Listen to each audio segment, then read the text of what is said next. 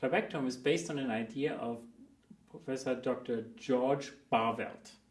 If you just cut the trabecular meshwork in a child, it works pretty well. Maybe you have 80% success. It may have to do with that there is still growth or that there's enough elasticity to pull the Schlemm's canal open and it stays open.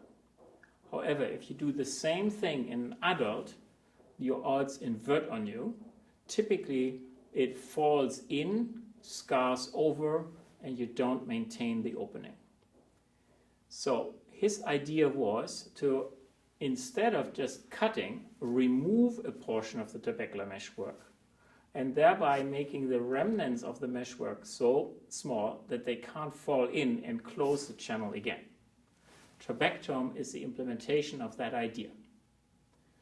We wanted to go one step further and be very selective. The instrument is designed in such a fashion that we are selectively taking out about the middle third of the trabecular meshwork and leaving the surrounding tissue untouched.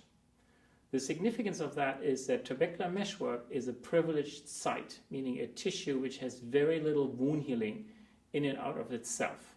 So if you can limit the surgery to the trabecular meshwork, you maximize the chance that wound healing will not close the opening you have just made. In my hand, I'm holding a model of the tip of the instrument. This is 65 times real size. So what is between my fingers here is in reality 0.5 millimeter or 20,000ths of an inch. Or in other terms, the patient on this scale would be 100 meters high or something like 350 feet high. The important features are the electrodes as shown here and the foot plate shown here without the coating. In reality, it has a coating over it and it makes it thicker.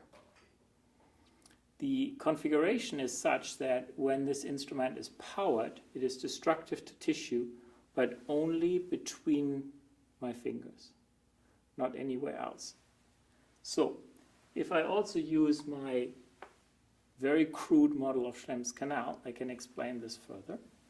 Putting the foot plate into Schlemm's canal discriminates between the rear wall of Schlemm's canal, where the collector channels are, and the front, which is the trabecular meshwork.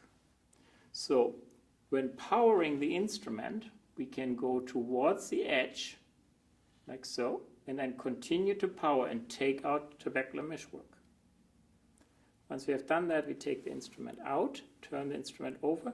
Now we have an opening in the meshwork already, so what we do is we just put the instrument back in, power up again, get to the edge, and make more opening in the opposing direction. As a result, we produce direct access from the anterior chamber to Schlemm's canal and the natural outflow system of the eye, thereby recreating the natural outflow apart from the opening we made into trabecular meshwork, since we deem that tissue to be not letting the flow exit the eye correctly. Let me try to show you with my hands how the penetration through the trabecular meshwork into Schlemm's canal can be achieved. We are coming across the eye, of course in a slight angle like so, and going towards the trabecular meshwork, here shown with my second hand. So what we want to do at that juncture is axially press a little bit, like so. We don't want to just press because then we would slip down and get into the base of the iris. We want to avoid that soft tissue. Let me demonstrate that by holding it in this direction. So what we want to do is touch the trabecular meshwork, press to basically put a wrinkle into the trabecular meshwork, and then arc forward so that we penetrate with the tip section of the handpiece through the trabecular meshwork into Schlemm's canal. Once we're in Schlemm's canal, we can try to probe that because our tip section is narrower than Schlemm's canal, so we can move it up and down within the channel, and only if we reach the ends of the channel will we lift up or push down the tissue with it. At that juncture, we want to make sure that the edge of the trabecular meshwork is not in the region of the electrodes, If that were to be the case, we just want to back off a little bit. If we were to back off too much, we get out of the Schlemm's canal again, but we have an opening already, so we just can put it back in. So by having that situation, we are perfectly aligned to power up the device now, and with power, go forward towards the edge of the trabecular meshwork. With further powered movement, we will take out and continue to make the opening.